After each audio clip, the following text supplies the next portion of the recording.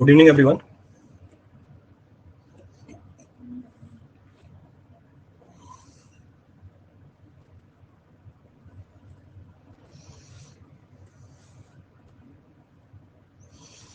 Is audio video clear for all? Audio video clear है सबके लिए? Clear है audio video. So audio video is clear.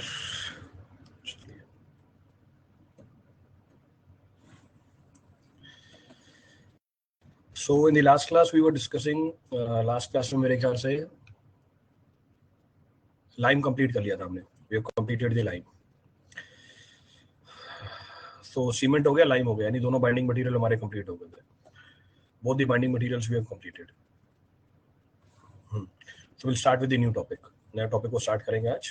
So next of the material is termed as अगला जो material है हमारे पास is termed as mortar. So again expect a problem from this also. So next of the material used for construction work is mortar. In fact cement और lime कभी भी individually use नहीं होता. We never use cement and lime individually. हम उसको use करते हैं किसके फॉर्म में? मोटार के फॉर्म में यूज करते हैं. It is used in the form of mortar. और अगर आप लाइम के साथ सैंड मिला दोगे तो उसको हम कोर्स स्टफ भी बोल देते हैं. लास्ट क्लास में डिस्कस किया था हमने कोर्स स्टफ. वैसे ही अगर सीमेंट के साथ मिला दोगे सैंड को तो उसको हम बोल देते हैं मोटार. तो फर्स्ट पॉइंट ऑफ रेफरेंस, पहला पॉइंट ऑफ रेफरेंस क्या है? पहला पॉइंट ऑफ रेफरेंस है क्या है मोटार, होती क्या चीज़ है. वैसे हमने इसको डिस्कस भी किया हुआ है पहले. कहाँ डिस्कस किया हुआ है? जब हमने सीमेंट की कंप्रेसिव स्ट्रेंथ टेस्ट निकाली थी. जब सीमेंट की कंप्रेसिव स्ट्रेंथ टेस्ट निकाली थी और सीमेंट का जो कंप्रेसिव स्ट्रेंथ टेस्ट हुआ था मोटार के ऊपर ही हुआ था.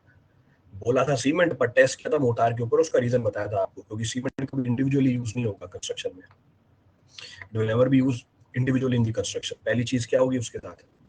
एग्रीगेट होगी. तो ये मोटार क्या चीज है फिर? What is being termed as mortar? So mortar is a term which is given to the paste that is prepared by the addition of water in specified proportion in the mixture of fine aggregate and binding material. अगर आप पानी को मिलाओ required proportion के अंदर, क्या proportion है देखेंगे अभी हम आगे. अगर आप पानी को मिलाओ एक रिक्वायर्ड प्रोपोर्शन के अंदर in the mixture of what? In the mixture of fine aggregate and binding material, जो पेस्ट बन के आएगी उस पेस्ट को हम क्या बोलेंगे? उस पेस्ट को मोटार बोल देंगे. अब बाइंडिंग मटेरियल कौन सा होता है? खूब सारे हो सकते हैं. दो तो करा के आए हूं पीछे. सीमेंट हो सकती है, लाइम हो सकती है, और भी हो सकते हैं, जिप्सम भी हो सकता है. फाइन एग्रीगेट क्या हो सकता है? जरूरी नहीं है सैंड हो, और भी हो सकते हैं. सैंड भी हो सकती है, सुर्खी भी हो सकती है, सिंडर भी हो सकता है. There can be an number of fine aggregates also. तो जो पेस्ट निकल के आएगी उस पेस्ट को हम क्या बोल देते हैं? मोटार बोल देते हैं. That is technically termed as mortar. तो पहला पॉइंट तो हम ये मेंशन कर सकते हैं. आज थोड़ा सेटअप अलग है तो लिखने में दिक्कत होगी.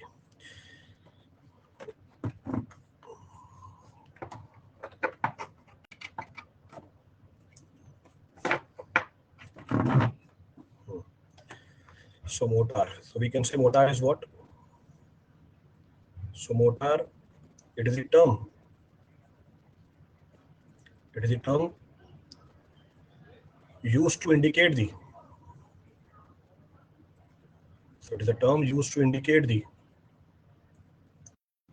Term used to indicate the paste.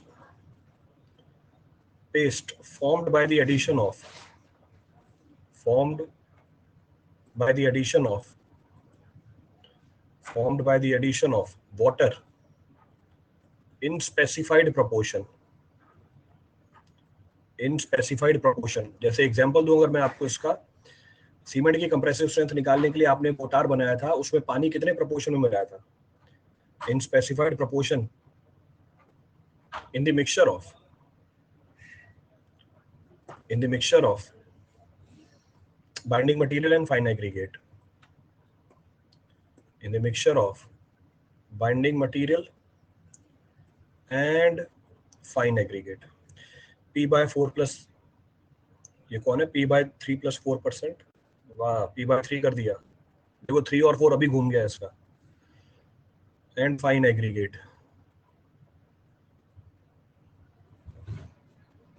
P/4 + 3%. और अगर टेंसाइल स्ट्रेंथ निकाल रहे होते तो उस केस में पानी कितने प्रोपोर्शन में मिलता? P/5 + 2.5%. तो ये प्रोपोर्शन पता है आपको? तो वही चीज लिखी है हमने, बस अंग्रेजी में लिख दिया. तो mortar is the term which is used to indicate the paste जो कब बनती है, जब हम पानी को मिलाएं स्पेसिफाइड प्रोपोर्शन के अंदर। दो एग्जांपल आपने बताया स्पेसिफाइड प्रोपोर्शन के, किसके अंदर मिलाया, in the mixture of binding material and fine aggregate. तो बाइंडिंग मटेरियल और फाइन एग्रीगेट के आपने मिक्सचर के अंदर उसको मिला दिया, जो भी पेस्ट बनेगी उसे हम क्या बोल देंगे, that will be termed as mortar. कोई भी पॉइंट रिपीट करना उस पर समझने के लिए एग्जांपल ले लो। इसको अगर इस तरीके से समझना है तो इस तरीके से देख लो। सो binding material,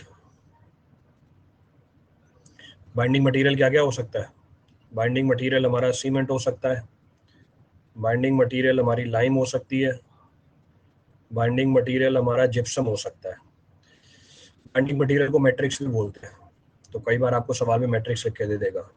next next next next next next भाई वो मोटार नहीं होता, वो सीमेंट ही होती है। 0.85 है, सब जगह लगा दो, बस सब जगह लगा दो 0.85 0.78, वो सीमेंट के अंदर ही डाला था, वो मोटार में नहीं मिलाया था इतना पानी। Fine aggregate, so fine aggregate, fine aggregate को अडल्ट्रेंट भी बोलते हैं। तो फाइन एग्रीगेट में ऑल्सो भी टर्म्ड एज अडल्ट्रेंट। इसमें क्या मिलाया आपने, इसमें पानी मिलाया स्पेसिफाइड प्रोपोर्शन के अंदर, जो पेस्ट बनी उसे क्या नाम दिया आपने, उसे नाम दिया मोटार का। फाइन एग्रीगेट क्या हो सकती है, फाइन एग्रीगेट सैंड हो सकती है, फाइन एग्रीगेट सुर्खी हो सकती है, फाइन एग्रीगेट सिंडर हो सकता है। सैंड के बारे में सबको पता है, बताने की जरूरत नहीं है। वैसे तो टेक्निकली सैंड में भी सब गायब होगा, बट स्टिल बता दिया है, मतलब स्टिल, क्योंकि नाम बहुत बार सुना है तो सैंड में कोई दिक्कत नहीं आएगी। सुर्खी यूज कर सकते हो, सुर्खी बताया था आपको, ब्रोकन ब्रिक्स, पाउडर्ड ब्रिक को हम सुर्खी बोलते हैं, तो ब्रिक का चूरा बना दो, इसको हम सुर्खी बोल देंगे।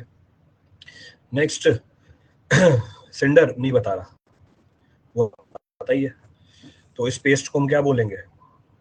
अब मेरा टॉपिक खत्म होने से पहले कोई चीज पूछी वो बताऊंगा ही नहीं, पूछो अब जो जितनी चीजें पूछनी है। पहले आ ही रहा था धीरे धीरे, सीमेंट लाइम जिप्सम हुआ, सैंड पे आया, फिर सुर्खी पे आया, फिर आगे सेंडर पे आता।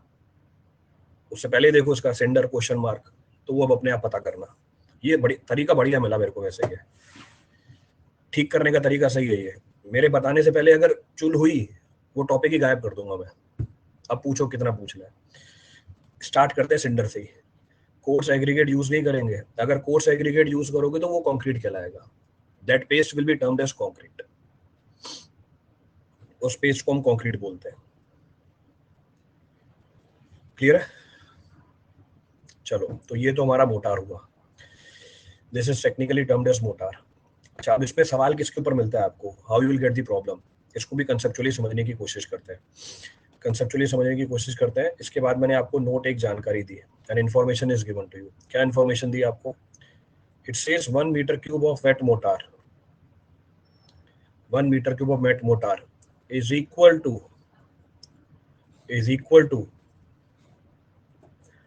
is equal to 1.25 metre cube of 1.25 metre cube of dry mortar. अब ये स्टेटमेंट जो लिखी हुई है इसको समझने की कोशिश करते हैं। We'll try to understand this. है क्या मोटार, कैसे बना, how we have prepared the mortar. हमने बाइंडिंग मटेरियल उठाया, कुछ भी ले सकते हो, सीमेंट होगा, लाइम होगा, जिप्सम होगा, इट मे बी एनीथिंग। फिर आपने इसमें क्या मिलाया, इसमें मिलाया फाइन एग्रीगेट।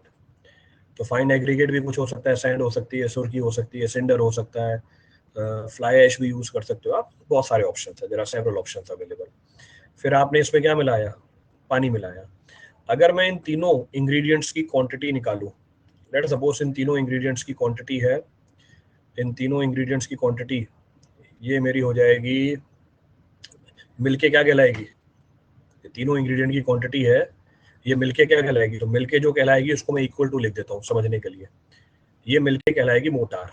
लो, मोटार मैंने इस तरफ बना दिया, तो ये मिलके कहलाएगी मोटार। अगर मैं सिर्फ मोटार बोलूं, अंडरस्टैंडेबल है, वो वेट मोटार ही है, यानी उसमें पानी मिला हुआ है। पर अगर मैं ड्राई मोटार बोलूं, इसका मतलब मैंने स्पेसिफाई किया, क्या नहीं मिला रखा, मैंने स्पेसिफाई किया क्या नहीं मिला रखा, पानी नहीं मिला रखा। तो अगर आप बाइंडिंग मटेरियल और फाइन एग्रीगेट का 1.25 मीटर क्यूब क्वांटिटी कंसीडर करो, बाइंडिंग मटेरियल और फाइन एग्रीगेट की 1.25 मीटर क्यूब क्वांटिटी कंसीडर करो, इसमें जब पानी मिलाओ, पानी मिलाने के बाद जो पेस्ट बनती है उस पेस्ट का वॉल्यूम निकल के आएगा अप्रोक्सीमेटली 1 मीटर क्यूब। ये 1.25 हार्ड एंड फास्ट नहीं है, आपकी कैलकुलेशन के लिए बताया बस मैंने। ये 1.25 से थोड़ा सा ज्यादा भी हो सकता है, कम भी हो सकता है, डिपेंड करेगा बहुत सारे पैरामीटर्स के ऊपर जो आगे हम डिस्कस करेंगे धीरे धीरे। पर अभी के लिए अगर आपने बाइंडिंग मटेरियल और फाइन एग्रीगेट का 1.25 मीटर क्यूब कंसीडर किया और पानी मिलाया, 1 मीटर क्यूब का आपको मोटार मिलेगा, या आप बोल सकते हो 1 मीटर क्यूब का वेट मोटार मिलेगा। अब अगर पहली नजर घुमाए इसके ऊपर, ये बात अगर पहली नजर घुमाए और थोड़ा बहुत दिमाग चलता हो, ये बात सीधा ऊपर से निकलते हुए जाती है कि ऐसा कैसे हो गया कि आपने 1.25 मीटर क्यूब की कोई चीज ली, उसमें एक तीसरी चीज मिलाई, तो वॉल्यूम तो बढ़ जाना चाहिए। बढ़ना तो दूर की बात है, वॉल्यूम क्या गया, कम हो गया। मैंने अगर बाइंडिंग मटेरियल और फाइन एग्रीगेट का मिक्सचर लिया, इसमें पानी मिलाया, तो इसका वॉल्यूम तो और ज्यादा निकल के आना चाहिए था, 1.25 से भी ज्यादा। 1.25 भी नहीं है, 1.25 से कम हो गया वॉल्यूम 1 मीटर क्यूब। अब ये कैसे हुआ, ये बात डायग्राम देख के समझ में नहीं आती है, और ना डायग्राम देख के बताई जा सकती है, ये प्रैक्टिकली सोचनी पड़ेगी और देखनी पड़ेगी आपको। You have to observe this. ऐसा क्यों हुआ? पहली बात, ये जो पानी आपने मिलाया कहाँ गया? ये जो पानी मैंने मिलाया कहाँ गया? इसने जाके वॉइड्स को ऑक्यूपाई किया। अभी बाइंडिंग मटेरियल और फाइन एग्रीगेट के वॉइड्स में कौन है? अभी बाइंडिंग मटेरियल और फाइन एग्रीगेट के वॉइड्स में कौन है? एयर है। तो पानी ने जाके उस एयर को रिप्लेस कर दिया, तो भैया वॉल्यूम में कोई चेंज नहीं आया। पानी ने जाके उस एयर को रिप्लेस किया, तो वॉल्यूम में तो कोई चेंज नहीं आया। बिल्कुल सही बात है। तो अगर वॉल्यूम में चेंज नहीं आया, तो वॉल्यूम वेट मोटार की कितनी निकल के आनी चाहिए थी?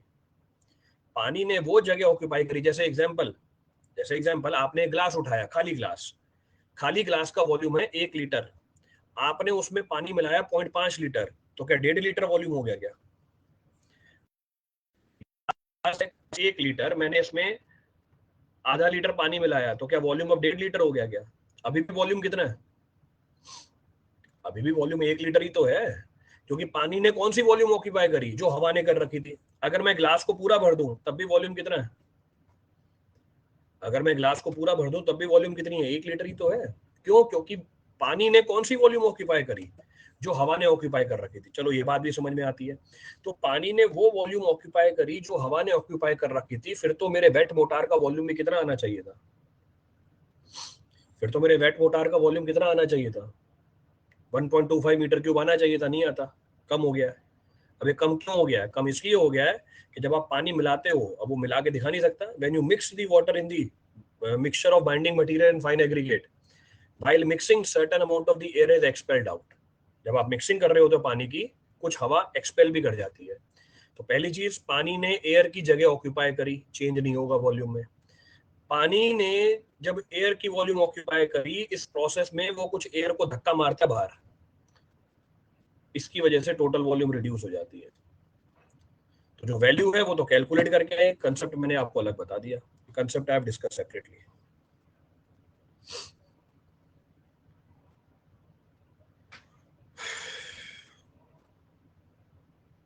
क्लियर है पूरी कहानी?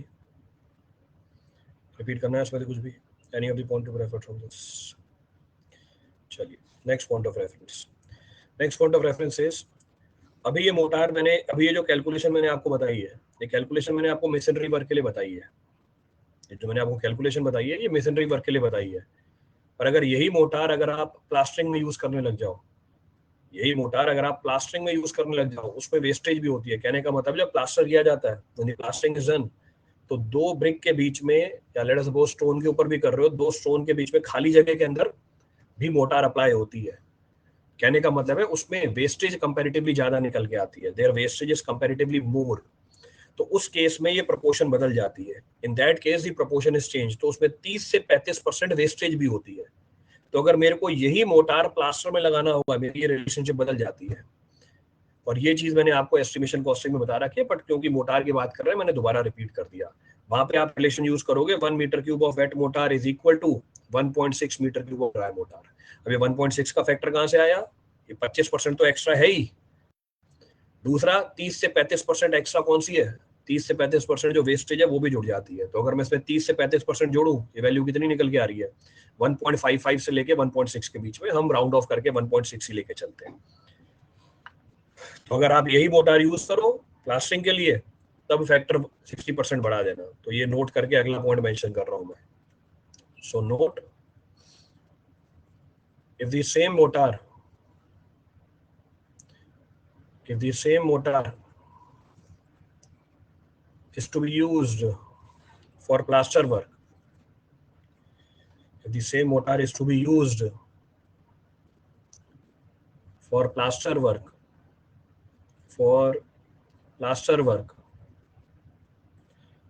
then 30 to 35% of wastage is also to be considered. 30 to 35% of the wastage is also to be considered.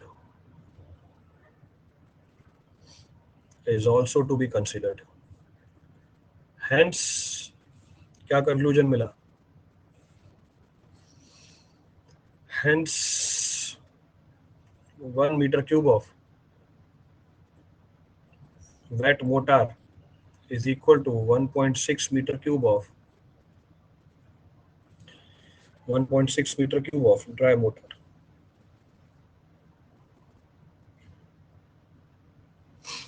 Bracket में डाला to be use for plastering. हर जगह मत लगा देना, जैसे साफ साफ सारी चीजें क्लियरली मेंशन करता हूँ. ये प्लास्टरिंग के लिए ही है. देखिए बात भी देखना सर, बहुत कंफ्यूजन है सर. कहीं पे सर 1.25 होता है सर, कहीं पे सर 1.6 होता है. इस क्लास में तो आपने 1.6 बताया, दूसरी क्लास में सर सवाल में 1.25 लगा दिया. सर ऐसा कैसे हो गया? कई लोग तो बीच में कंक्रीट वाले को भी घुसा देते हैं. सर 1.53 होता है फैक्टर, सर 1.53 को राउंड ऑफ करके 1.6 लिखा है.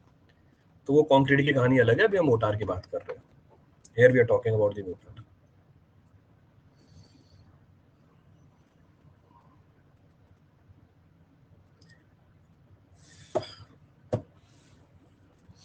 इंक्रीज कैसे हुआ अभी पीछे बताया आपको. अभी ये तो क्या डिस्कशन कर रहा था पिछले 10 मिनट में. अभी पिछले 10 मिनट क्या डिस्कशन करिए, पूरा समझाया ना बैठ के. ये दूसरा इंक्रीज तो हुआ नहीं है, डिक्रीज हुआ है.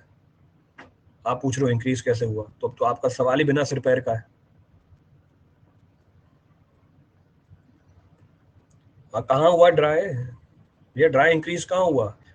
ड्राई से मैंने वेट बनाया तो वेट तो डिक्रीज हुआ ना. अब प्लास्टर में भाई लिखा तो है वेस्टेज भी कंसीडर करनी है 30 से 35%.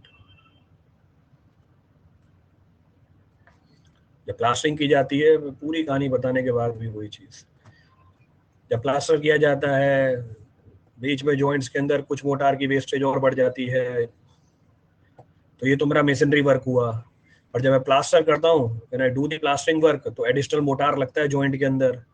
कुछ मोटार गिर भी जाता है, जिसको हम वेस्टेज बोलते हैं, जॉइंट वाले को वेस्टेज बोलते हैं. इसकी वैल्यू 30 से 35% निकल के आती है, डिपेंडिंग अपॉन दी वर्कमैनशिप, यानी मेसन कितना अच्छा है.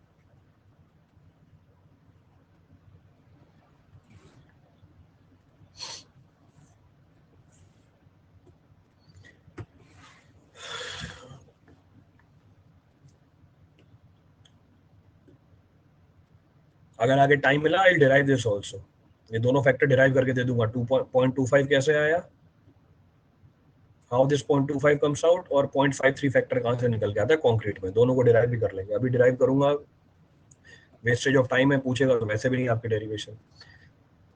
क्या पूछेगा वो देख लेते हैं, कहाँ इसको अप्लाई करना पड़ता है. तो एक सवाल तो इसके ऊपर डेफिनेट आएगा for sure. You will get one problem on this concept. तो इसलिए इसका एक बार प्रॉब्लम भी देख लेते हैं. इसका अगर प्रॉब्लम देखें, problem says compute the number of cement bags.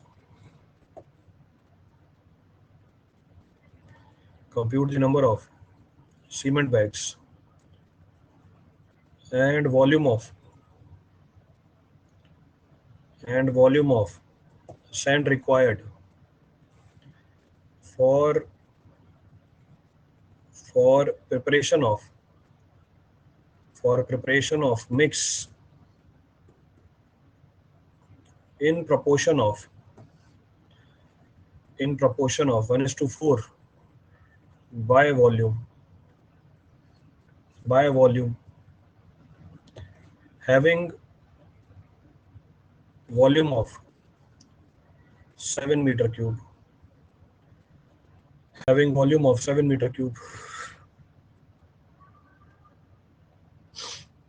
having volume of 7 meter cube. Also compute the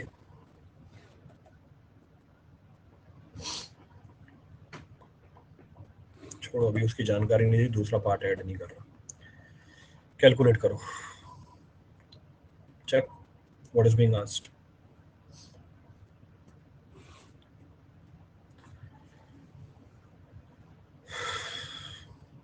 calculate करके बताइए क्या पूछा.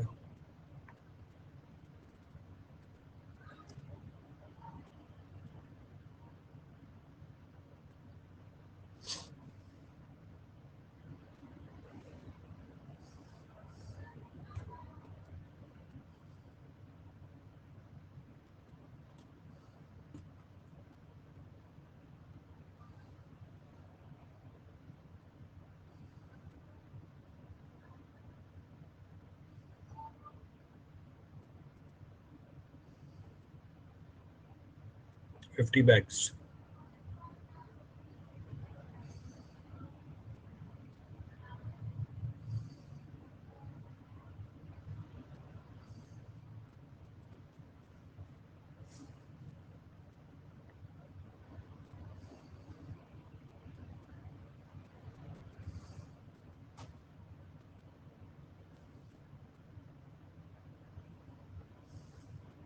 सात metre cube.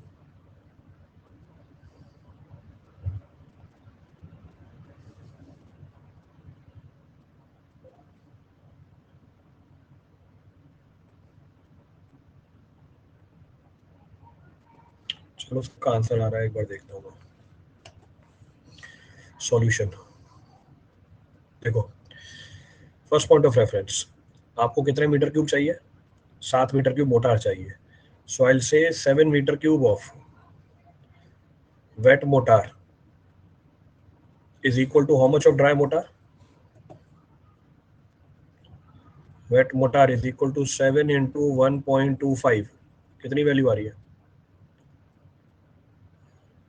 8.75 metre cube of dry mortar. Dry mortar मतलब कौन कौन? ड्राई मोटार मतलब सीमेंट और सैंड. तो सीमेंट और सैंड की प्रोपोर्शन है 1:4. तो यहां से मैं निकाल सकता हूँ वॉल्यूम ऑफ सीमेंट. तो अगर 8.75 मीटर क्यूब सीमेंट और सैंड का वॉल्यूम है, तो उसमें से सीमेंट कितनी होगी? सीमेंट होगी 8.75 इंटू 1/5. कैलकुलेट करो कितनी वैल्यू आ रही है. 1.75. सो 1.75 मीटर क्यूब. ये वॉल्यूम ऑफ सीमेंट आई. आपसे पूछ क्या रहा है? Number of cement bag. तो नंबर ऑफ सीमेंट बैग्स निकाल सकते हैं. एक बैग का पता है हमें वॉल्यूम कितना होता है. We know the volume of one bag. So number of cement bag is equal to 1.75. एक बैग का वॉल्यूम है 0.035. 0.34.7 लीटर होता है. सो 347 पर निकाल लो कितने number of bags. So it comes out to be 50.43. 50.43 मतलब 51 बैग्स लग जाएंगे. सो 51 बैग्स. पहला पार्ट तो ये पूछा. Next volume of sand. Volume of sand हो जाएगी हमारी 8.75. कितने पार्ट्स हैं इसके? How many parts? 4/5. सिंप्लीफाई करो कितना आ रहा है?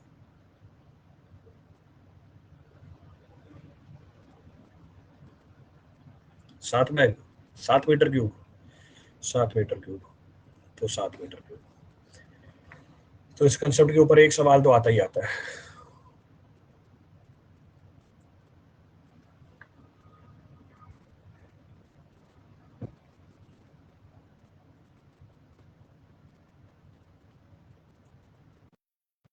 सवाल में से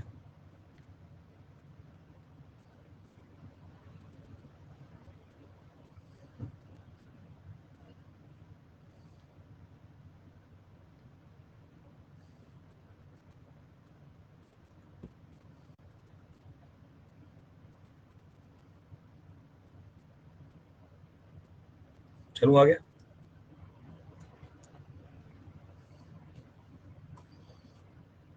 will number of sandbags asked.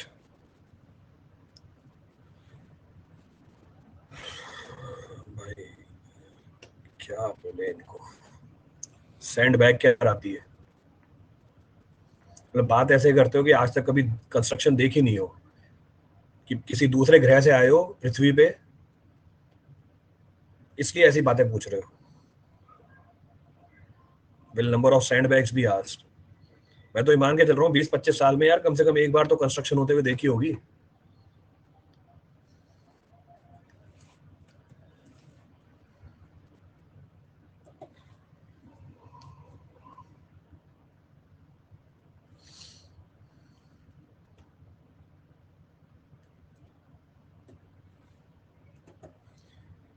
Refer the next problem.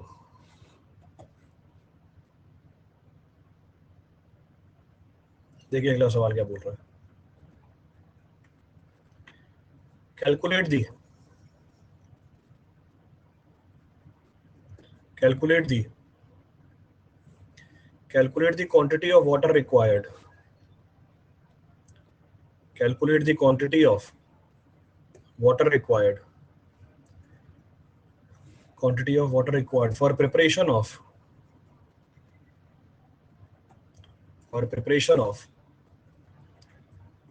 5 meter cube of 5 meter cube of cement sand mortar. 5 meter cube of cement sand mortar. 1:5. And of water cement ratio. And of water cement ratio equals to 0.45. Assume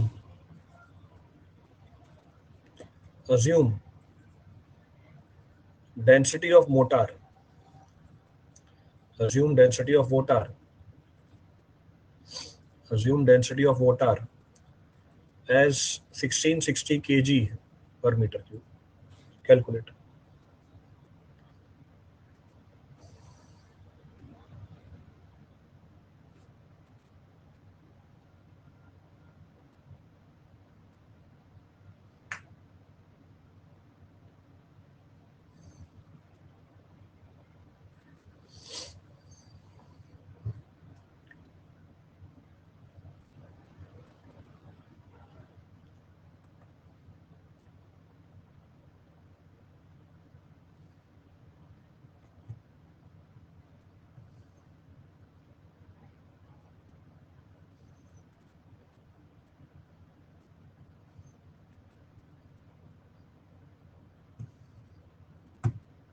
Point 4.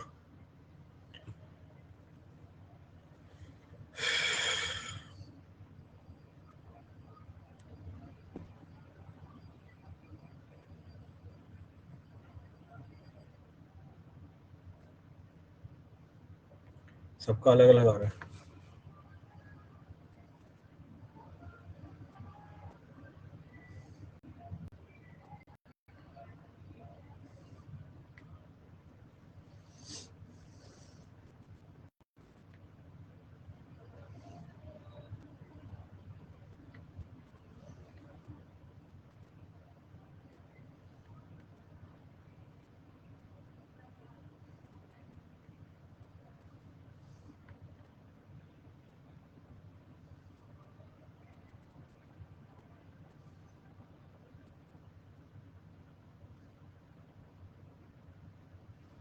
एक answer निकाल के बताओ।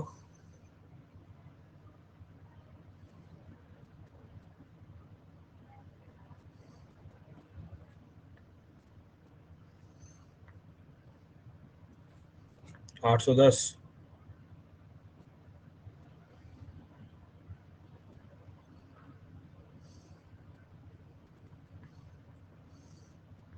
दूसरा concept लगेगा इसके अंदर।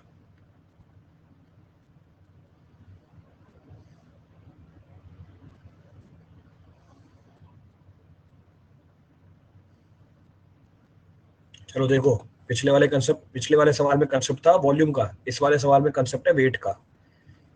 उठाओ पूरी कहानी। First point of reference, motor कितना बना रहे हो आप? 5 मीटर क्यूब। और इस मोटार की डेंसिटी आपको दे रखी है कितनी? 1660 kg पर मीटर क्यूब। आपसे क्या पूछ रहा है? बताओ पानी की क्वांटिटी कितनी डालोगे। तो 5 मीटर क्यूब मोटार का मैं क्या निकाल सकता हूँ? मास निकाल सकता हूँ। सॉइल से weight of mortar to be prepared, weight of mortar to be prepared will be equal to volume into density. तो कितना मोटार बनाना है? 8600, 8300, 8300 kg. अब जो हमारा मोटार का वेट है इसमें किस किस का वेट इंक्लूडेड होगा? So I will say weight of mortar will be equal to what? Will be equal to weight of cement plus weight of sand, weight of sand plus weight of water. इसमें तीन चीजें जुड़ी होंगी, तो this is the concept which is to be applied. तो ये जो motor का वेट है इसमें आपको सीमेंट भी मिलेगी, इसमें आपको सैंड भी मिलेगी, इसमें आपको पानी भी मिलेगा. बस बन गई इक्वेशन, सॉल्व करो, खत्म कहानी. आपको प्रोपोर्शन बाय मास तो दे ही रखी है, proportion is being given to you by mass. Water cement ratio भी दे रखी है. पूछा किसकी क्वांटिटी है इसने आपसे? पूछी किसकी क्वांटिटी है इसने आपसे? पानी की क्वांटिटी पूछी है, तो निकाल लो. So let the weight of water be x kg. So let the weight of water be x kg. तो पानी का वेट कितना हो गया? x kg हो गया. तो पानी का वेट x kg हो गया. तो हम बोलेंगे ऑल्सो वाटर सीमेंट रेशियो कितना है? वाटर सीमेंट रेशियो है 0.45. तो सीमेंट का वेट कितना हो गया? So weight of cement will be how much? Weight of cement will be equal to x by 0.45. तो x को डिवाइड कर दिया 0.45 से, जोड़ दो पूरे वाली इक्वेशन में, खत्म कहानी. तो मोटार का वेट 8300 kg, सीमेंट का वेट कितना है? x upon 0.45. सैंड का वेट सीमेंट से 5 गुना है, तो 5 इंटू एक्स अपॉन, ये पॉइंट नहीं है मल्टीप्लीकेशन है, तो 5 इंटू एक्स अपॉन 0.45. और पानी कितना है? पानी है x kg. सिंप्लीफाई करो, आंसर निकाल. Simplify and calculate. x चाहिए था आपको, तो 579 kg. So this is the quantity of water required.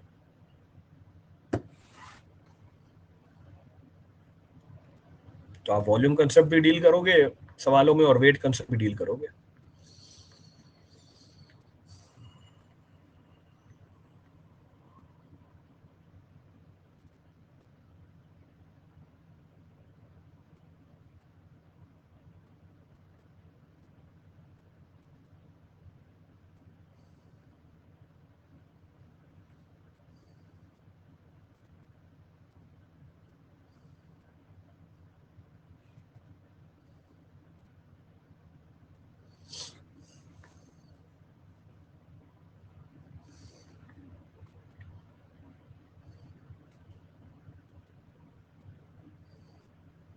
Done. चले आगे. चलो आगे बढ़ते हैं. तो ये तो आपको मोटार की बेसिक जानकारी थी आपको. सो मोटार क्या होता है वो देख लिया, मोटार की बेसिक एप्लीकेशन देख ली हमने. तो आगे बढ़ते हैं टेक्निकल बातों में. We'll enter into the technical aspects of motor. So next of the point of discussion. Next of the point of discussion says. Next of the point discussion says properties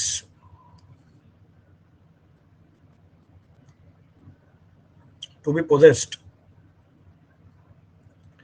Properties to be possessed by motor. So properties to be possessed by the motor. So next of the point of discussion is properties to be possessed by the motor. अब हमें बात करनी है कि motor के अंदर कौन कौन सी प्रॉपर्टी होनी चाहिए. फिर से मेरे हिसाब से, क्योंकि मुझे तो फॉर्मली सब कुछ बताना पड़ता है, तो आई विल मेंशन एवरीथिंग. मैं तो सारी बातें बताऊंगा, पर ये बताने वाली बातें भी नहीं होती. ये डायरेक्टली आप सवाल में वैसे ही कर सकते हो. All these points can be referred directly in the problems. क्योंकि सवाल आते हैं, मुझे फॉर्मली बताना पड़ता है, पर मुझे नहीं लगता है बताने वाली चीजें होती है. बट फिर भी स्टिल कौन कौन सी प्रॉपर्टी आपके मोटार के अंदर होनी चाहिए, और ये हम ऑलमोस्ट हर एक बिल्डिंग मटेरियल के लिए करेंगे. I discuss about this property for every building material. तो फर्स्ट पॉइंट ऑफ रेफरेंस, आपका जो भी मोटार है it should be capable of developing the desired stress. तो उसको लगाया आपने मेसनरी के अंदर, तो इसमें जो डिजायर्ड स्ट्रेस है वो डेवलप हो जाना चाहिए. क्लियर है चीज. नेक्स्ट, मोटार अकेला तो यूज होगा ही नहीं, ये एक बाइंडिंग मटेरियल की तरह काम करता है. तो बाइंडिंग मटेरियल की तरह काम करता है, मतलब दो चीजों को जोड़ेगा। इसका मतलब it should be capable of developing good adhesion. जैसे एग्जांपल ब्रिक के साथ यूज करोगे, स्टोन के साथ यूज करोगे। ये जो ब्रिक और स्टोन है आपके कांटेक्ट में आएंगे टिम्बर के, खिड़की के पास, दरवाजे के पास, तो उसके साथ भी एडेशन डेवलप करनी चाहिए। खिड़की दरवाजे टिम्बर की जगह स्टील के भी हो सकते हैं, किसी और मेटल के भी हो सकते हैं, ग्लास के भी हो सकते हैं। तो इन सबके साथ क्या बनाया गया, एडेशन बनाया। So it should be capable of developing good adhesion. अब जैसे ही मैंने बोला ये बाकी इतने सारे मटेरियल के कांटेक्ट में आता है, तो मोटार ऐसा होना चाहिए कि बाकी मटेरियल्स जिनके ये कांटेक्ट में आएगा उनकी ड्यूरेबिलिटी पे इफेक्ट नहीं डाले। कहने का मतलब क्या, उनसे रिएक्ट नहीं कर जाए कि आपने मेटल के कांटेक्ट में लेके आए मोटार को, उसमें करोजन करा दी इसने। तो it should be not affecting the durability of other building components in which it will come in contact with. आप आसानी के साथ काम कर पाओ उसके। तो बताया कि इसमें वर्केबल है, ये कॉस्ट कम होनी चाहिए, it should be cost, it should be comparatively cheaper, durable होना चाहिए। Next, it should resist the penetration of water. Permeability क्या होनी चाहिए इसकी, कम होनी चाहिए, it's permeability should be comparatively less. तो ये सारी प्रॉपर्टी है। श्रिंकेज ड्यूरेबिलिटी में आ गया। जब हमने बोला ड्यूरेबल होना चाहिए, इसका मतलब श्रिंकेज यानी वॉल्यूम चेंज नहीं होना चाहिए, नाइदर वॉल्यूम बढ़नी चाहिए नाइदर वॉल्यूम कम होनी चाहिए। तो ये सारी क्या आ गई, इसकी प्रॉपर्टी निकल के आ गई। These are the properties of the mortar. और भी हो सकती है, हो सकता है तमाल में कुछ और डेवलप करके दे दे, तो आपको पढ़ना है, अपने खुद ही कॉमन सेंस लगानी है और बताना है कि बात सही है या नहीं है। तो we can mention that also.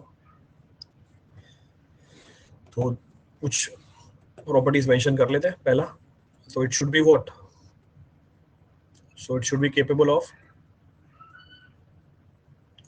it should be capable of developing design stress. It should be capable of developing design stress. Next, it should be capable of developing good adhesion. Next, और क्या property होनी चाहिए,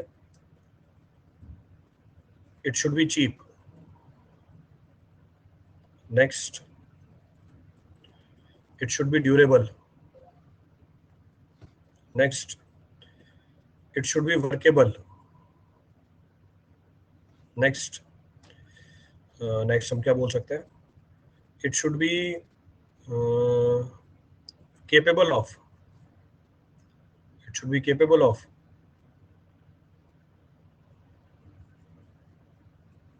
resisting penetration of water, capable of resisting penetration of water. So it should be capable of resisting penetration of water. Next, it should not affect the durability of, it should not affect the durability of other building components, other building components it comes in contact with, it comes in contact with, it comes in contact with। मेरे ख्याल से सारी यही properties बताई थी, आपको mention कर दी। और अगर आपको लगता है तो और आप मेंशन कर सकते हो, mention other properties also. Note करो फटाफट, फिर आगे चले।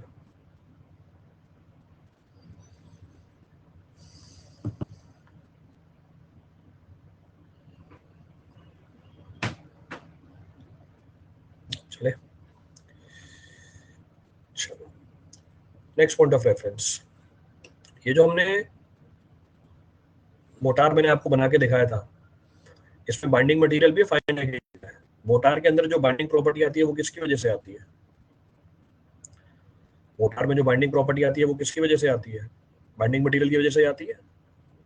सीमेंट तो एक एग्जांपल है बस, it is because of binding material only. तो फिर से अगर थोड़ा सा सोचा जाए, अगर थोड़ा सा सोचा जाए, ये बात जरूर क्लिक करती है कि भैया जब बाइंडिंग प्रॉपर्टी बाइंडिंग मटेरियल ही देता है, जब बाइंडिंग प्रॉपर्टी बाइंडिंग मटेरियल ही देता है, तो फाइन एग्रीगेट क्यों।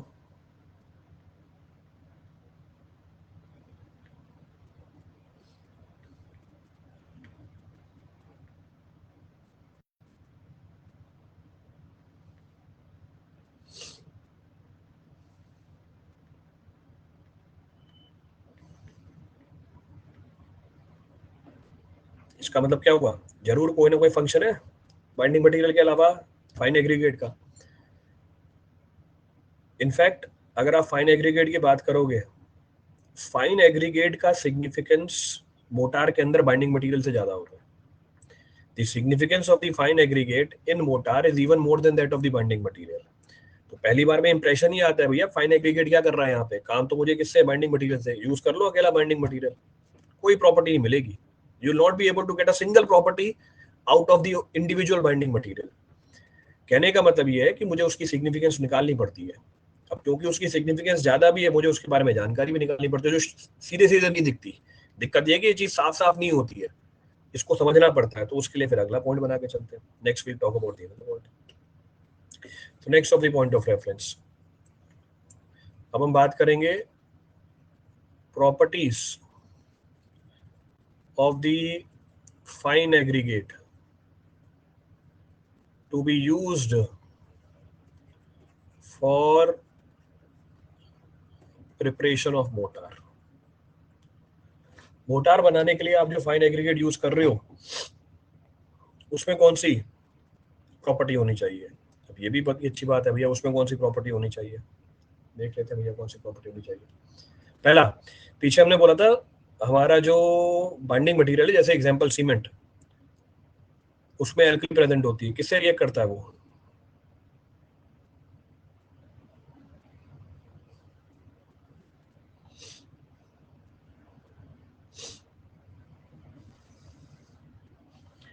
किससे रिएक्ट करती है, एग्रीगेट के साथ। एग्रीगेट ही तो है हमारा, we are talking about aggregate. तो उसका मतलब मेरा एग्रीगेट ऐसा होना चाहिए जो बाइंडिंग मटेरियल के साथ रिएक्ट नहीं करे। It should be chemically inert, it should be chemically inert. तो आ गई प्रॉपर्टी। तो मैं ऐसा एग्रीगेट ढूंढ के डालूंगा मोटार के अंदर कि वो क्या हो, या केमिकली इनर्ट हो। क्लियर है। Next point of reference, next point of reference, मैं ऐसा एग्रीगेट यूज करूंगा जो परमिबिलिटी घटा दे मोटार की। मैं ऐसा एग्रीगेट यूज करूंगा जो परमिबिलिटी घटा दे मोटार की। परमिबिलिटी घटा दे क्यों भैया, है ना, it should be capable of resisting penetration of water. इसका मतलब जो एग्रीगेट आप यूज करोगे it should be well graded. मेरा एग्रीगेट कैसा होना चाहिए, वेल ग्रेडेड होना चाहिए। क्लियर है। नेक्स्ट पॉइंट ऑफ रेफरेंस, हमें ये भी पता है कि ऑलमोस्ट हर बिल्डिंग मटेरियल में एल्कली प्रेजेंट होती है which is responsible for efflorescence. मेरा एग्रीगेट ऐसा हो जो क्या करे, एफ्लोरेसेंस शो नहीं करे। क्लियर है चीज। Next point of reference, aggregate के मैंने पीछे खूब सारे एग्जांपल लिखे हैं। मैंने लिखा सैंड, फिर मैंने लिखा सुर्की, फिर मैंने मेंशन किया सिंडर, आप और भी ले सकते हो, फ्लाई ऐश। इसमें से कोई सा भी एक एग्जांपल उठाओ वो जिससे आप फैमिलियर हो। लेट्स सपोज सैंड, कहाँ से मिलती है सैंड, कहाँ से मिलती है, समझ, नेचुरली ऑब्टेन होती है, इट इज ऑब्टेन्ड नेचुरली। कोई ना कोई मीडियम होगा जहाँ से सैंड को निकालोगे। जैसे एग्जांपल आप बोल रहे हो नदी में से निकालोगे, निकालो नदी में से, तो निकालोगे नदी में से, जब नदी में से निकालोगे उसके अंदर आपको ऑर्गेनिक मैटर भी मिलेगा। You will always find the presence of the organic matter in it. तो बिल्कुल सही बात है, बहुत सारे रीजन है। प्लांट ग्रो करता है, नदी, आपने नदी बोला तो प्लांट ग्रो करता है, एनिमल्स होते हैं मर जाते हैं वहीं नीचे जाकर डिपॉजिट हो जाते हैं, तो ऑर्गेनिक मैटर तो होगी होगी उसके अंदर। आपके फाइन एग्रीगेट के अंदर ऑर्गेनिक मैटर नहीं होना चाहिए। तो मैं एक ऐसा फाइन एग्रीगेट यूज करूंगा which is free from organic matter. क्यों, अगर आपके फाइन एग्रीगेट में ऑर्गेनिक मैटर है, आपने उससे मोटार बनाया, मोटार से कंस्ट्रक्शन करी, ये ऑर्गेनिक मैटर टाइम के साथ डिकम्पोज होती है, ऑर्गेनिक मैटर तो गायब हो जाएगी, खाली जगह छोड़ जाएगी। खाली जगह छोड़ जाएगी मतलब क्या हुआ, वॉइड, स्ट्रेंथ कम। ये ऑर्गेनिक मैटर जब डिकम्पोज होता है गैसेज रिलीज होती हैं, गैसेज रिलीज हुई, गैसेज बाहर जाएगी, क्या बनाती हुई जाएगी, अपना रास्ता बनाते हुए जाएगी। Again it will lead to the development of cracks, strength कम हो जाएगी। तो ये प्रॉपर्टी आ गई हमारे फाइन एग्रीगेट की। तो हम क्या बोलेंगे, हम बोलेंगे it should be chemically inert, it should be chemically inert,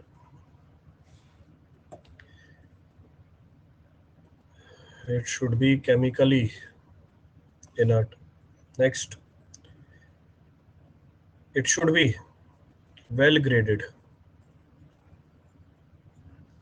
Next, it should be free from salts that absorbs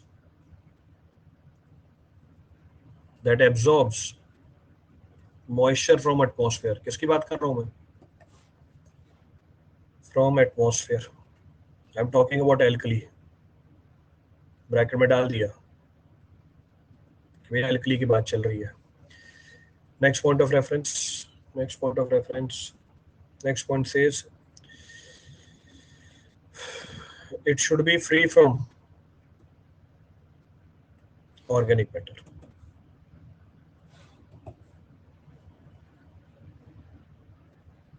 From organic matter, इसमें ऑर्गेनिक मैटर नहीं होना चाहिए। तो ये प्रॉपर्टी हमारे फाइन एग्रीगेट में होनी चाहिए।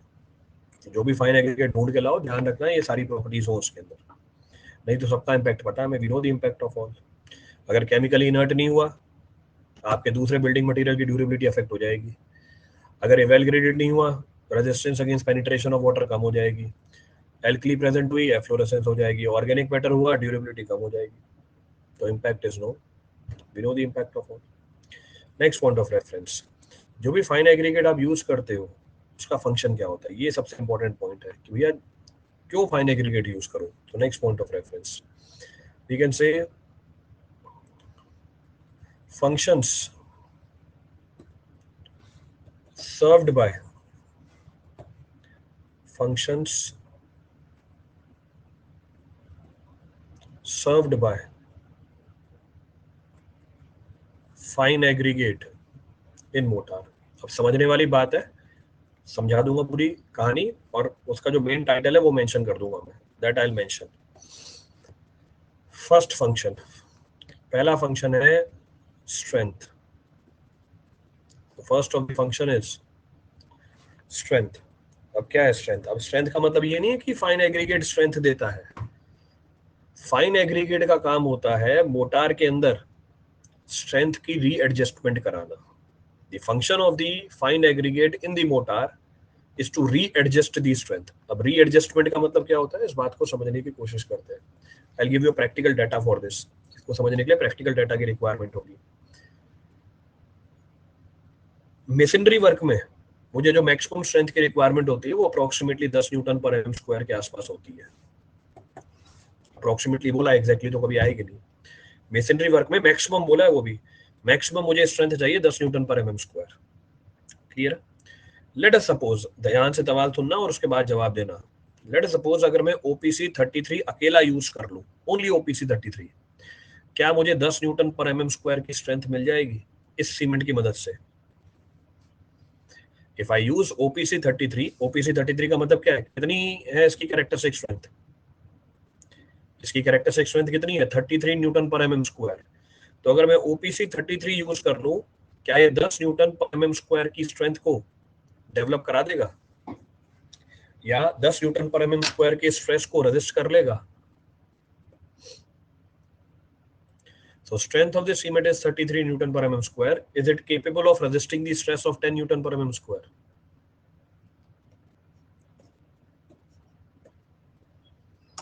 जो भी ये रीजन बता देना, हाँ तो हाँ क्यों, ना तो ना क्यों।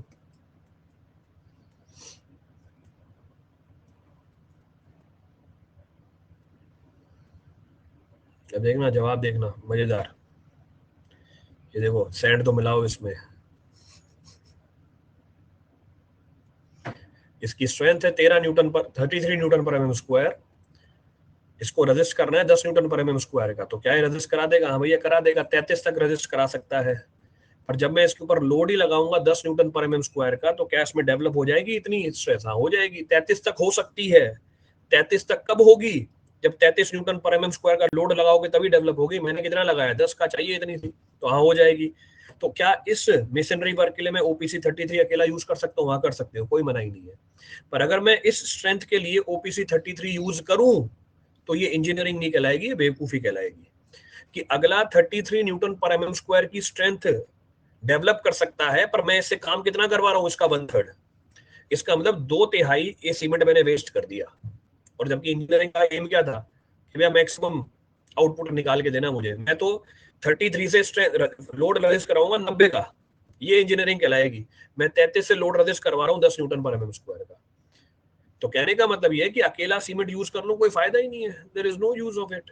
यहाँ पर रोल आती है फाइन एग्रीगेट की। तो फाइन एग्रीगेट क्या करेगी, स्ट्रेंथ को रीएडजस्ट कराने में हेल्प करेगी। तो अगर मैं सीमेंट की क्वांटिटी सेम रखूं, लेट अस सपोज x ग्राम, इसमें फाइन एग्रीगेट बढ़ाता जाऊं, बन गया मोटार। मोटार की स्ट्रेंथ क्या होती चली जाएगी, कम होती चली जाएगी। कितनी कम करा दूंगा, जितनी मुझे चाहिए। तो कहने का मतलब है फाइन एग्रीगेट मोटार की स्ट्रेंथ बढ़ाने और घटाने में हमारी हेल्प करता है। खुद स्ट्रेंथ नहीं देगा, पर मोटार की स्ट्रेंथ बढ़ाने और घटाने में हमारी हेल्प कर देगा। तो ये इसका फंक्शन होता है। This is the function of fine aggregate. कोई सा पॉइंट रिपीट करूँ उसमें से?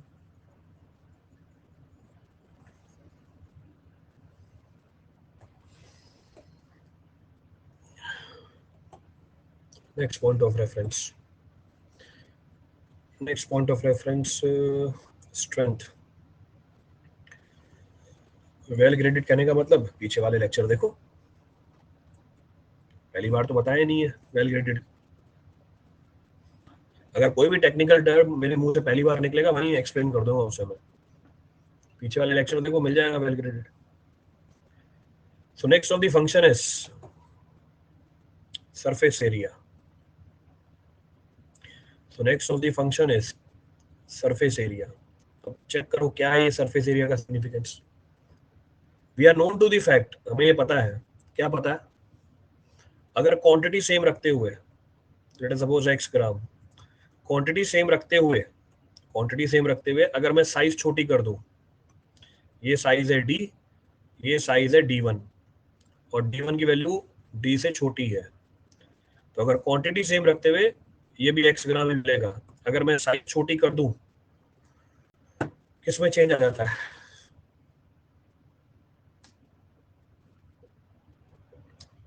सरफेस एरिया क्या कर जाएगी, बढ़ जाएगी। कौन सी surface area, specific surface area. क्या होती है specific surface area, surface area यानी टोटल सरफेस एरिया पर यूनिट क्वांटिटी। देखो क्वांटिटी वही रखी हुई है, इसको हम बोलते हैं स्पेसिफिक सरफेस एरिया। तो कहने का मतलब ये है, जब मैं सैंड को यूज करता हूं किसके अंदर, मोटार के अंदर, एग्जाम्पल x ग्राम मैंने सीमेंट यूज किया, सिर्फ सीमेंट। नेक्स्ट सीमेंट x ग्राम ही है, इसमें मैंने क्या मिला दिया, इसमें मैंने सैंड मिला दी। तो ये क्या करता है, सैंड, सैंड जाके सीमेंट के लेयर्स को ब्रेक कर देता है नंबर ऑफ लेयर्स के अंदर। तो जो पेस्ट बनी है आपकी, पहले सिर्फ सीमेंट की पेस्ट होती, अब सीमेंट और सैंड की पेस्ट बनी है। तो सैंड ने क्या किया, सीमेंट के पार्टिकल्स को ब्रेक कर दिया नंबर ऑफ लेयर्स के अंदर। हो गया हमारा काम। भाई क्वांटिटी तो उतनी है सीमेंट की, पर जैसे ही आपने इस लेयर को ब्रेक किया नंबर ऑफ लेयर्स के अंदर, स्पेसिफिक सरफेस एरिया बढ़ गया। फायदा, सेम क्वांटिटी सीमेंट की अब ज्यादा एरिया के ऊपर आप अप्लाई कर सकते हो। Same quantity of the cement can be applied over more area of the, example masonry work, जहां पर भी आपको अप्लाई करना है। तो अगर मैं सिर्फ सीमेंट लगाता, x ग्राम कम एरिया कवर होता। मैंने मोटार में सीमेंट x ग्राम ही रखा, सैंड मिला दी, अब मैं ज्यादा एरिया कवर कर सकता हूँ सेम सीमेंट से। तो इसका फायदा है, क्या फायदा है, मेरा एरिया कवर करा दिया इसने, तो ज्यादा एडिशन मिलेगी आपको, you will get more addition. तो ये एडवांटेज है किसकी, फाइन एग्रीगेट की। This is the advantage of fine aggregate. तो ये क्या करता है, बाइंडिंग मटेरियल की सरफेस एरिया बढ़ाने में हमारी हेल्प करता है। It helps in increasing the surface area of the binding material. तो ये एडवांटेज है। Next, next advantage bulk. ये क्वांटिटी बढ़ाने की फायदा क्या मिला, आपने अगर फाइन एग्रीगेट मिलाया, it imparts bulk to the mortar, यानी क्वांटिटी बढ़ गई, तो quantity of the mortar will increase. Clear है। इसको दूसरे तरीके से भी समझ सकते हैं, ये कॉस्ट क्या कर देगा, घटा देगा। तो या तो आप बोल सकते हो वॉल्यूम बढ़ा देगा या कॉस्ट घटा देगा, दोनों में से कोई एक फायदा देगा। Any one of the two advantages can be derived. Next advantage, shrinkage. ये तो खुद ही बता दोगे आप। मेरे पास एक सैंपल है सीमेंट का, सिर्फ x ग्राम। सीमेंट के अंदर मैंने सैंड के पार्टिकल मिलाए। सीमेंट का पार्टिकल साइज तो बताइए आपको, 90 माइक्रोन होता है मैक्सिमम। सैंड का पार्टिकल साइज सीमेंट से बहुत बड़ा। तो जब आपने सैंड मिला दिया सीमेंट के अंदर, जब आपने सैंड मिला दिया सीमेंट के अंदर, comment upon volume of void, comment upon the volume of void, ये भी शुरू में बता रखा है। वॉल्यूम ऑफ वॉइड बढ़ जाएगी, कम हो जाएगी, बड़े साइज के पार्टिकल के अंदर वॉल्यूम ऑफ वॉइड कम होती है, वॉल्यूम ऑफ वॉइड कम हुई, इसका मतलब decrease in volume of void कम हो जाएगी, श्रिंकेज क्या मिलेगी आपको, कम मिलेगी। अकेला सीमेंट यूज करके देखो, सेटिंग के टाइम पे ही due to shrinkage crack develop करा देगा, इसलिए अकेला यूज नहीं करते, binding material is never used. तो अगर आप ये यूज नहीं करोगे फाइन एग्रीगेट, क्रैक ही डेवलप हो जाएगा, क्रैक की स्ट्रेंथ भले ही स्ट्रेंथ ज्यादा है सीमेंट की मोटार के कंपैरिजन में, पर कोई फायदा नहीं है उस स्ट्रेंथ का, उससे पहले ही क्रैक कर जाता है वो। Next next advantage setting, same कहानी, जब आपने सैंड का पार्टिकल डाला सीमेंट के अंदर, सैंड का पार्टिकल बताया बड़े साइज का होता है, कमेंट अपॉन परमेबिलिटी बढ़ जाएगी कम हो जाएगी, कमेंट अपॉन परमेबिलिटी बढ़ जाएगी कम हो जाएगी, कम हो जाएगी। तो बड़े साइज का पार्टिकल यानी परमेबिलिटी कम कर देगा। बहुत बढ़िया, मतलब तो बड़े साइज का पार्टिकल डाला परमेबिलिटी कम करा देगा। अरे भगवान,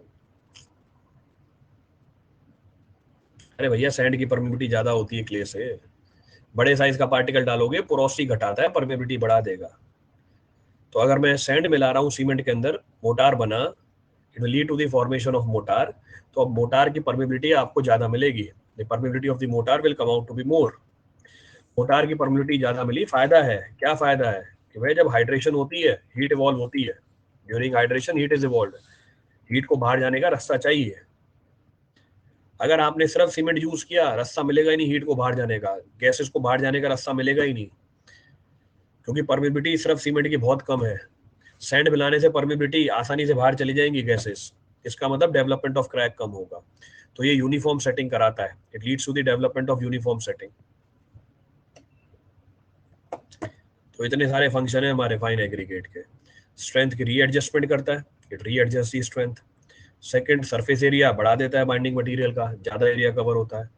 ये बल्क प्रोवाइड करता है, यानी कॉस्ट कम करा देगा या वॉल्यूम बढ़ा देगा। नेक्स्ट, बल्क मतलब, अरे भाई टेक्निकल नाम होते हैं इसलिए पहले हिंदी में बताता हूँ, लास्ट में नाम लिखता हूँ। वॉल्यूम बढ़ा देता है, क्या नहीं समझा इसके अंदर। एक्स ग्राम सिर्फ सीमेंट है, एक्स ग्राम में आपने वाई ग्राम सैंड मिलाई, तो X plus Y is greater than X. अब इसमें क्या समझाऊं मैं, जरा बताना। कि अगर मैंने सीमेंट के अंदर सैंड मिला दी, उसकी क्वांटिटी बढ़ जाएगी, ये हिंदी में बोला, वो अंग्रेजी में नाम लिख दिया बल्क। अब इसमें अब आप मेरे को समझाओ इसमें क्या नहीं समझा, जरा मैं भी तो समझू कहां पर दिक्कत आती है समझने में। मैंने सीमेंट के अंदर सैंड मिलाई तो उसकी क्वांटिटी बढ़ गई, यही बोला था मैंने हिंदी में, फिर अंग्रेजी में इसका नाम लिख दिया बल्क। अब इसमें क्या चीज समझ में नहीं आई थी। फाइन एग्रीगेट कैसे स्ट्रेंथ बढ़ाएगी, कब बोला मैंने स्ट्रेंथ बढ़ाएगी, पहली चीज ये बोली थी। अब इसी वीडियो को रिकॉर्ड वापस रिमाइंड करके चलाना, मैंने तो बोला ही नहीं भैया स्ट्रेंथ बढ़ाएगी, मैंने तो बोला स्ट्रेंथ रीएडजस्ट कराता है। पहली चीज ये बोली थी कि भैया फाइन एग्रीगेट स्ट्रेंथ नहीं देता, ये स्ट्रेंथ की रीएडजस्टमेंट कराता है। सवाल क्या पूछ रहा था, फाइन एग्रीगेट स्ट्रेंथ कैसे बढ़ाएगा, ये दूसरा आया कम होगा।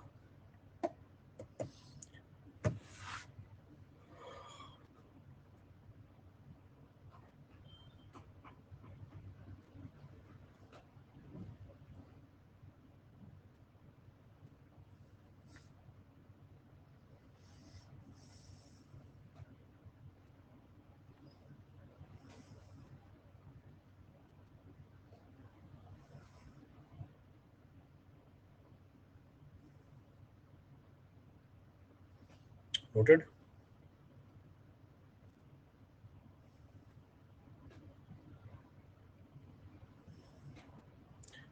चलिए बाकी अब कल करते हैं, रेस्ट विल डिस्कस टुमारो।